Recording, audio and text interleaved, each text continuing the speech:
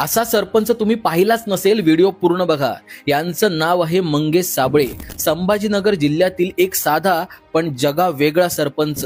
रस्ता खराब झाला म्हणून थेट चिखलात बसून आंदोलन करतो। सरकारी कार्यालयाच्या बाहेर 3 लाखांची रोकड हवेत उडवून अधिकाऱ्यांना ठणकावून सांगतो की मी पैसे देतो पण गोरगरिबांचं काम तरी करा। पाण्याचा प्रश्न सोडवण्यासाठी साडी नेसून हातात कळशी घेऊन आंदोलन करतो।